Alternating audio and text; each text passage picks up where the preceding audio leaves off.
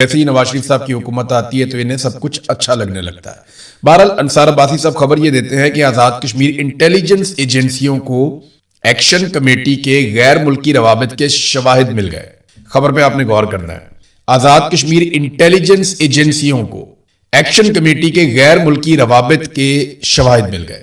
حکومت مذاکرات جاری رکھے لیکن تشدد، بیرونی مالی معاونت سے چلائی جانے والی مہم ناقابل قبول، یہ رپورٹ آ گئی۔ اب ناظرین یہ خبر دی ہے انصار عباسی صاحب نے، ذرا غور کیجئے اس میں وہ کیا کہہ رہے ہیں، غیر ملکی۔ دیکھیں اگر یہ انڈیا ہوتا یا انڈیا کی انٹیلیجنس ایجنسیاں ہوتی جن کے ساتھ ان کے روابط ہوتے، یا را سے پیسے لے رہے ہوتے، یا انڈین را کے ساتھ ان کے تعلقات ہوتے، تو ایک سیکنڈ کے اندر یہ ہیڈ لائن انڈیا یا را ان دو لفظوں سے مزین ہوتی۔ یعنی اگر کشمیریوں کے تعلقات انڈیا کے ساتھ ہوتے یا را کے ساتھ ہوتے تو پھر ہیڈ لائن یہیں سے شروع ہوتی نا کہ ایکشن کمیٹی کے انڈیا سے تعلقات ثابت ہو گئے، یا ایکشن کمیٹی کے را کے ساتھ تعلقات کے شواہد انٹیلیجنس ایجنسیوں کو مل گئے۔ خبر ایسے آنی چاہیے تھی لیکن نہیں آئی۔ تو یہ غیر ملکی روابط کیا ہے؟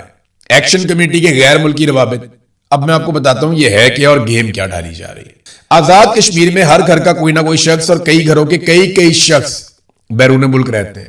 وہاں پہ ایک ٹرینڈ ہے کیونکہ لوگ سرکاری نوکری پہ انحصار کرتے ہیں یا پھر لوگ بیرون ملک چلے جاتے ہیں اور کچھ زیادہ ہے نہیں وہاں کرنے کے لیے۔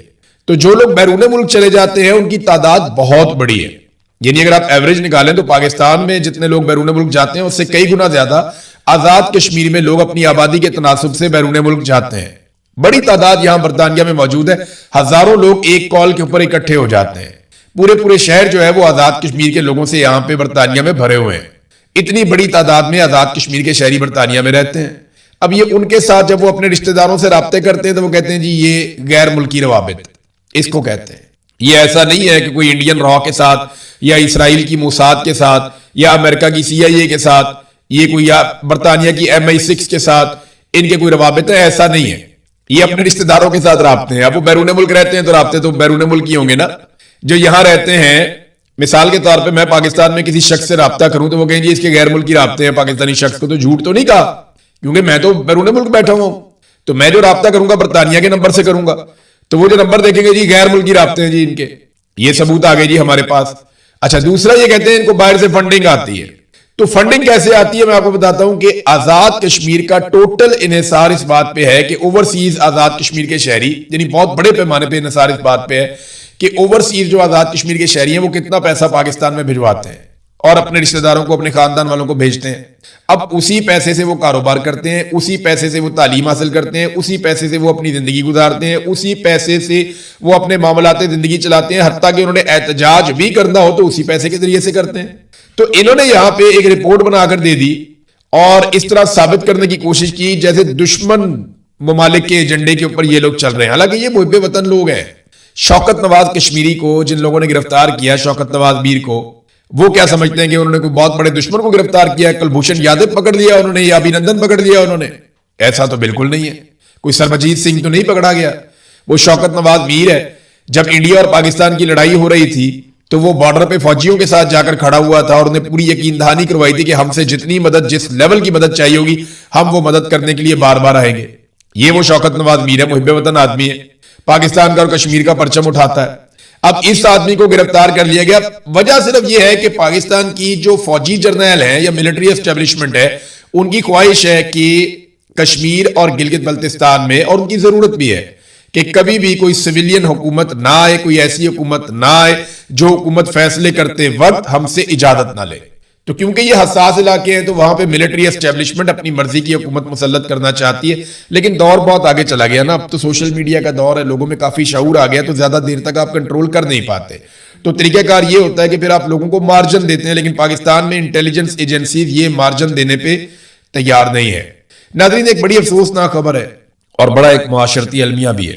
یہ ایک نوجوان ہے، اس کا نام ہے ذیشان، اور اس نے اپنے آپ کو آگ لگا لی تھی آج سے کچھ عرصہ پہلے۔ یہ ذیشان ارشد ہے، یہ ستھرا پنجاب کے اندر نوکری کرتا تھا۔ ایک دن یہ آیا اور اس نے آ کر شکایت لگائی، اور جو اس نے شکایت لگائی وہ سلما بٹ کی موجودگی میں لگائی، یعنی حکومت کی موجودگی میں۔ حکومت وہاں پہ موجود تھی، حکمران وہاں پہ موجود تھے، پنجاب حکومت کا ستھرا پنجاب کا منصوبہ ہے، وہاں پہ آ کر اس شخص نے ایک شکایت لگائی۔ یہ شکایت اس نے کیسے لگائی؟ آواز تھوڑی سی ہلکی آ رہی ہے لیکن آپ یہ سنیں ضرور، آپ کو آئیڈیا ہو جائے گا یہ کیا رہا تھا اس دن۔ میرے 2 بچے ہیں، میں بڑا تنگ ہوں، 20,000 انہوں نے کہا کہ 19,000 دے رہے ہیں، اور مہربانی کریں، میرے پاس اور کوئی راستہ نہیں، میرے 40 کے آرڈر ہیں، 40 آرڈر ہے اور مجھے 19 مل رہا ہے۔ اچھا، مجھے 19 کم مل رہا ہے، میں بڑا تنگ ہوں، ٹھیک ہے۔ پلیز مہربانی کریں، میرے 2 بچے ہیں۔ میرا نام ذیشان ارشد بل جوید ارشد، میں ادھر کیالی روڈ شیخو پورہ پہ کام کرتا ہوں، آٹی کنٹرول میں، ٹھیک ہے۔ اور کوئی افسر جن کے پاس بھی جاتا ہوں وہ کہتے ہیں سب کے ساتھ ہی ہوگی، ہمارے نہیں پڑے، ہماری نہیں پڑے۔ یہ نوجوان کی آپ بات سن رہے، یہ اس کی آواز کانپ رہی تھی، اس کی آواز رو رہی تھی، وہ بڑی مشکل سے اپنے اوپر کنٹرول کر رہا تھا۔ اس نے جیسے ہی وزیر کو شکایت لگائی تو ساتھ ہی پولیس والوں نے اس کے کندھے پہ آ کر ہاتھ رکھ لیا۔ کمزور سا آدمی ہے بیچارہ، سترا پنجاب میں کام کرتا ہے، کانسٹیبل نے اس کے سینے پہ، اس کی کمر پہ ہاتھ رکھا، وہ پریشر ڈالنے کا طریقہ ہوتا ہے غریب آدمی پہ، وہ ساتھ ہی ڈر گیا، اس کی آواز لرزنا شروع ہو گئی۔ اس کو نا میں چاہتا ہوں کہ آپ ذرا دیکھیں تھوڑا سا۔ سترا پنجاب میں کام کرتا ہوں اور میرے 2 بچے ہیں، میں بڑا تنگ ہوں، 20,000 انہوں نے کہا کہ 19,000 دے رہے ہیں، اور مہربانی کریں، میرے پاس اور کوئی راستہ نہیں، میرے 40 کے آرڈر ہیں، 40 آرڈر ہے اور مجھے 19 مل رہا ہے۔ اچھا، مجھے 19 کم مل رہا ہے، میں بڑا تنگ ہوں، ٹھیک ہے۔ پلیز مہربانی کریں، میرے 2 بچے ہیں۔ میرا نام ذیشان ارشد بل جوید ارشد، میں ادھر کیالی روڈ شیخو پورہ پہ کام کرتا ہوں، آٹی کنٹرول میں۔ یہ آپ سن رہے ہیں، اب اس نوجوان نے وزیر کے سامنے شکایت لگائی، اور کیسے ظالم لوگ ہیں جنہیں لا کر عاصم منیر صاحب نے بٹھا دیا۔ عاصم منیر صاحب کے جو فیورٹ لوگ ہیں انہوں نے کیا کیا پاکستانیوں کے ساتھ۔ ذیشان ارشد نے یہ شکایت لگائی، پھر وہ انتظار کرتا رہا شاید اسے انصاف مل جائے۔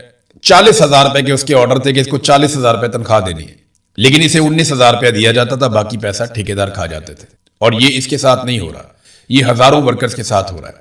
مریم نواز کا ایک ہی فلیگ شپ پروگرام ہے، باقی سارے عثمان بزدار کے پروگرامز کے اوپر اٹھا کر مریم نواز نے اپنی تختی لگا دی ہے۔ مریم نواز نے کوئی ایک بھی کام نہیں کیا، صرف عثمان بزدار کے کاموں کے اوپر اپنی تختی لگائی ہے، یا پہلے سے بنے ہوئے DHQs یا BHUs ان کے اوپر اپنی تصویریں لگائی ہیں، پہلے سے جو لیٹرینیں بنی ہوئی ہیں ان کے اوپر اپنی تصویریں لگائیں، یعنی وہ سارے کام کیے انہوں نے جو پہلے سے ہوئے تھے ان کے اوپر تختیاں۔ یہ ان کا اپنا فلیگ شپ ایک پروگرام تھا، اس میں ہزاروں ورکرز آج سڑکوں پہ موجود ہیں، وہ احتجاج کر رہے ہیں کہ انہیں تنخواہیں نہیں مل رہی۔ کئی ورکرز یہ کہتے ہیں کئی مہینوں سے تنخواہیں نہیں مل رہی، کئی ورکرز یہ کہتے ہیں کہ ہمیں تنخواہ جتنی وعدہ کیا گیا اتنی نہیں مل رہی، کئی ورکرز یہ کہہ رہے ہیں کہ ہم سے اضافی کام لیا گیا اس کے پیسے نہیں دیے جا رہے۔ یہ اتنی بدنظمی اور اتنی کرپشن اس ادارے کے اندر ہو رہی ہے، ٹھیکیداروں نے تباہی پھیر دی ہے، اور اب یہ سنبھالے سے سنبھالا نہیں جا رہا۔ اس نوجوان نے پہلے یہ شکایت لگائی، اور جب اس کی بات نہیں سنی گئی تو پھر تنگ آ کر غربت کے ہاتھوں پریشان ہو کر اس نے اپنے آپ کو آگ لگا لی۔ اس کی آگ لگانے کی بھی ویڈیو موجود ہے جب اس نے خود کو جلا دیا۔ انہیں ڈر نہیں لگتا، انہوں نے رب کو جواب نہیں دینا، وہ آپ کے پاس اپنی شکایت لے کر آیا تھا، وہ رو رہا تھا، آپ کے پاس اختیار تھا۔ اگر آپ ایک پرائیویٹ آدمی ہیں، کوئی آپ کے پاس آتا ہے، وہ آپ سے کچھ مانگتا ہے، آپ دیں یا نہ دیں یہ آپ کی مرضی ہے، لیکن اگر آپ سرکار ہیں اور وہ اپنا حق مانگنے آیا ہے اور آپ اگر نہیں دیں گے تو قیامت والے دن وہ آپ کا گریبان پکڑے گا۔ اس نے اپنے آپ کو آگ لگا لی اور اب یہ فوت ہو گیا، یعنی یہ آدمی اب مر چکا ہے۔ اب اس کے گھر والوں کو ایک چیک دے دیجئے گا، پتہ نہیں وہ چیک بھی کیش ہوگا یا نہیں ہوگا، میں نہیں جانتا، کیونکہ کئی مرتبہ تو یہ چیک بھی کیش نہیں ہوتے۔ اور اس کے بچوں کو بتا دیجئے گا کہ ہم نے تمہارے باپ کو انصاف نہیں دیا تھا تو اس نے اپنے آپ کو آگ لگا لی، بہت ہی بیوقوف آدمی تھا۔ ایک اور بیوقوف آدمی آپ کو میں دکھاتا ہوں، یہ دیکھیں آپ، یہ بابا صدیق ہے، یہ اس کی تصویر دیکھیں آپ، اس سے پہلے اس کی ایک ویڈیو بھی ہے وہ بھی آپ دیکھیں۔ یہ دیکھیں جی بابا صدیق ہے، اس کے چہرے پہ دیکھیں مسکراہٹ ہے، ہاتھ میں ہتھکڑی ہے، یہ دیکھیں کمزور آدمی، غریب آدمی ہے۔ آپ کو پتہ ہے اس کے الٹے ہاتھ میں ہتھکڑی کیوں ہے؟ اس کا سیدھا ہاتھ ہے ہی نہیں، یہ بہت غریب آدمی ہے، اس کا ایک ہی ہاتھ ہے، ایک ہاتھ نہیں ہے اس کا، معذور ہے یہ۔ اور جو ہاتھ اس کا باقی ہے، الٹا ہاتھ جس سے یہ کام کرتا ہے، محنت مزدوری کرتا ہے، اس ہاتھ کو ہتھکڑی ڈال دی گئی۔ قصور اس کا کیا ہے کہ اس نے شہباز شریف کی طرح مانگنا پسند نہیں کیا۔ یہ شہباز شریف، مریم نواز، نواز شریف، بلاول زرداری اور باقی سارے پاکستانی حکمرانوں کی طرح منگتا نہیں بنا۔ اس نے کشکول اٹھانے سے بہتر سمجھا کہ یہ محنت کرے۔ یہ تو سارے کشکول اٹھا لیتے ہیں نا کہ beggars can not be choosers, یہ تو مانگنے والے ہیں سارے، ان کی شکلیں ہی مانگنے والی ہیں۔ ساری دنیا میں جاتے ہیں مانگنے کے لیے, مہنگے مہنگے طیاروں پہ مانگنے کے لیے جاتے ہیں, اور پھر کہتے ہیں کہ ہاں خریدا ہے بھائی, جو اکھاڑنا ہے اکھاڑ دو, جو کر سکتے ہو کر دو. لعنت ہے ویسے ایسے لوگوں کے اوپر جو اس قسم کی سوچ بھی رکھتے ہیں. بہرحال ان کو خود تو مانگنے کی عادت ہے, غریب آدمی جو نہ مانگے اور جو محنت مزدوری کرے. اب بابے کے ساتھ ہوا کیا, یہ شیخو پورہ کا رہائشی ہے بابا صدیق, ایک بازو اس کا نہیں ہے, ریڑھی لگا کر یہ اپنا گزر بسر کرتا تھا. اس کی ریڑھی پر جو پھل لگا ہوا تھا نا اس کو ضبط کر لیا گیا. آپ کو پتا ہے اہلکار کھا جاتے ہیں, زیادتی کرتے ہیں. بابا جی نے کسی صحافی کے سامنے بیٹھ کر ویڈیو میں شکایت لگا دی کہ جناب دیکھیں میرا پھل اٹھا کر لے گئے اور میرے ساتھ زیادتی کی ہے. اور اس کے بعد بابا جی کو سامان واپسی کے نام کے اوپر تھانے بلوایا گیا کہ بابا صدیق تھانے آ کے اپنا سامان لے جاؤ جڑا سی چک کے لے گئے سی. یہ بیچارہ پولیس اسٹیشن پہنچا تو اس کے اوپر مقدمہ درج کر دیا گیا.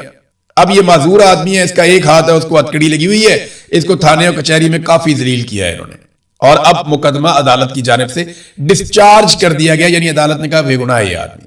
اب یہ میں ویڈیو بنا رہا ہوں نا, کچھ اور لوگ بھی کریں گے تو بہت ممکن ہے اس بات کو تھوڑا بہت پیسہ دے کے یا ڈرا دھمکا کے یا لالچ دے کے یا کچھ بھی کر کے یا سافٹ ویئر اپ ڈیٹ کر کے اس سے ایک اور ویڈیو بنوا لیں کہ جناب میں نے وہ جھوٹ بولا تھا پہلے.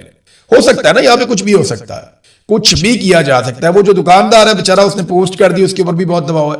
مریم نواز ہر چوتھے دن کسی نہ کسی بازار کسی نہ کسی چوک کی ویڈیو لگا دیتی ہے کہ جناب پنجاب کو ہم ایسا بنا رہے ہیں. تو یہ سارے کام انہوں نے کچھ سرکاری پیسے سے نہیں کیے, کبھی دکانداروں سے پیسے لے لیتے ہیں, فنڈ لے لیتے ہیں زبردستی کا, کبھی جناب کسی ریزیڈینشل سوسائٹی والے کو کہتے ہیں کہ بھئی تمہارا یہ والا کام کر دیں گے, تم یہ والا چوک ذرا اس کی بیوٹیفیکیشن کر دو. تو اس طریقے سے تو یہ مینج کرتے ہیں, پھر لوگوں کو ڈرا کے بھی رکھتے ہیں. تو یہ بابا جو ہے بیچارہ معذور ہے. بہرحال اس کو چھوڑ دیا گیا ہے, لیکن اچھی بات یہ ہے کہ اس کو ایک سبق حاصل ہو گیا ہے کہ آئندہ جب بھی کبھی آپ کے اوپر ظلم ہو تو آپ نے آواز نہیں اٹھانی, کیونکہ اگر آپ نے آواز اٹھائی تو آپ کا ایک ہاتھ بھی ہوا نا تو اس کے اندر ہتکڑی ڈال دیں گے, اور اگر آپ کے دونوں ہاتھ نہیں ہوں گے تو آپ کے گلے میں ہتکڑی ڈال دیں گے. یہ لوگ ایسے ظالم حکمران ہیں, یہ بے شرم لوگ ہیں. آفتاب باجوہ صاحب نے انکشاف کیا, میں ہل کر رہ گیا. میں آج انہی چیزوں کے اوپر ویلاگ کروں گا. آفتاب باجوہ صاحب ایک سینئر لائر ہیں, میرے ساتھ بڑا اچھا ان کا ایک ریلیشن ہے, بڑا اچھا ایک تعلق ہے, بڑا پیار کرنے والے انسان ہیں. تھوڑے زبان کے تلخ ہیں, بہت تلخ ہیں, بہت غصے والے ہیں, لیکن دل کے بہت اچھے آدمی ہیں. تو آفتاب باجوہ صاحب نے بتایا کہ یہ جو سی سی ڈی والے پولیس مقابلے کرتے ہیں نا, اس میں یہ جن کو قتل کرتے ہیں ان کے اعضاء نکال کر بیچ دیتے ہیں. اب یہ کتنی خوفناک بات ہے, انسانوں کے اعضاء نکال کر بیچے جا رہے ہیں. انہوں نے 5 لوگوں کی مثال دی کہ 5 لوگ ایسے آئے جن کے گردے اور جگر تھے ہی نہیں, یعنی ان کے پوسٹ مارٹم کے نام کے اوپر اعضاء نکال کر بیچ دیے گئے تھے. یہ سی سی ڈی کے پولیس مقابلوں کی وہ کہانی بتا رہے ہیں. 1000 سے زائد آدمی, بعض رپورٹس کے مطابق 2000 سے زائد یہ بندے پولیس مقابلوں میں, جعلی پولیس مقابلوں میں ابھی مار دیے گئے حال ہی میں, جن میں کچھ مقابلے بڑے مشہور بھی ہوئے, جن کے اوپر بڑی آواز بھی اٹھی ہے. کسی آدمی کو یہ عدالت سے سزا دینے پر راضی نہیں ہے, اور اپنی ایک عدالت لگائی ہوئی ہے. سرکاری ملازم نے رات 12 بجے وہ بیٹھتا ہے اور بیٹھ کے وہاں پہ وہ فیصلہ کرتا ہے کہ جناب اس کو مار دو اور اس کو نہ مارو, اس کو زخمی کر دو اور اس کو مار دو, اس کے نیفے میں پستول چلا دو, اس کو ہاف فرائی کرنا ہے, اس کو فل فرائی کرنا ہے. اور یہ چیزیں کر کے لوگوں کو دھمکایا بھی جاتا ہے, لگاتار دھمکایا جاتا ہے.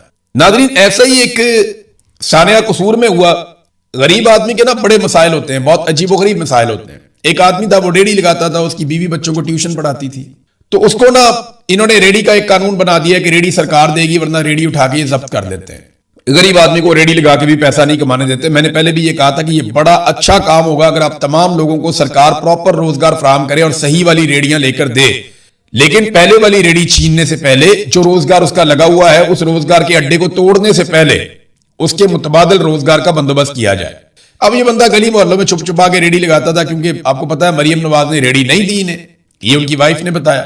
تو وائف ان کی ٹیوشن پڑھاتی تھی, گھر ان کا کچا تھا, چھت ان کی بہت خستہ تھی, انہوں نے چھت کی مرمت کروائی اور ایک دن چھت گر گئی. یہ ہے جناب غربت. اور بچے ٹیوشن پڑھنے آئے ہوئے تھے, مجھے اتنی تکلیف ہوئی ہے. ان ماں باپ کا دکھ اور درد کوئی سمجھ نہیں سکتا.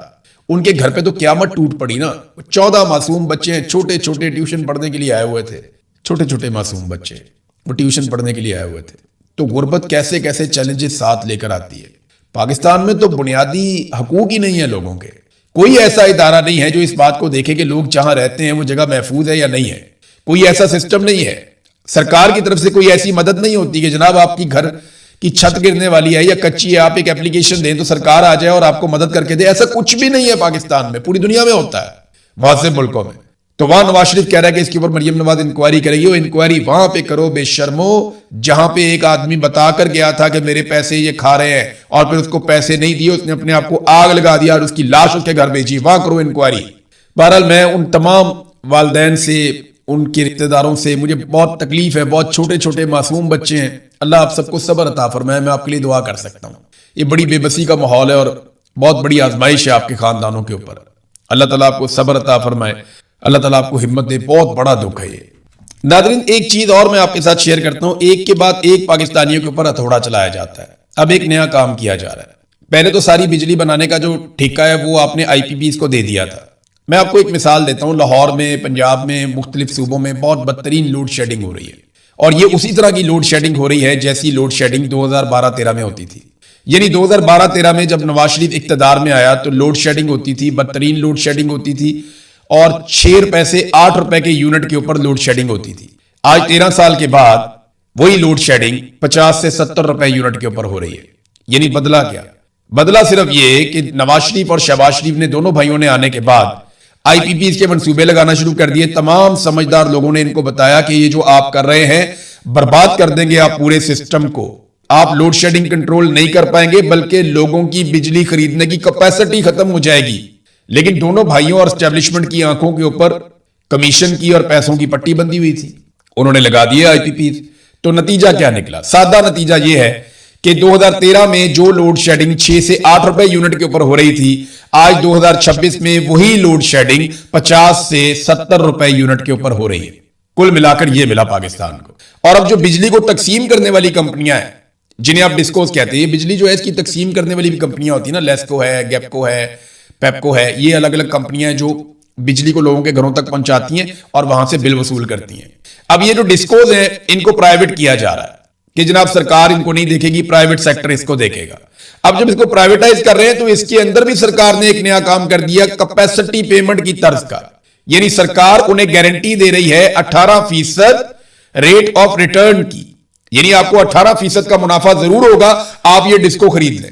یہ حکومت گارنٹی دے رہی ہے. اور اگر آپ کو 18% کا منافع نہیں ہوتا, فرض کریں آپ کو 12% کا منافع ہوتا ہے, یا آپ شو کر دیتے ہیں کہ جناب ہمیں تو منافع 12% کا ہوا ہے, تو باقی پیسہ آپ کو سرکار دے گی.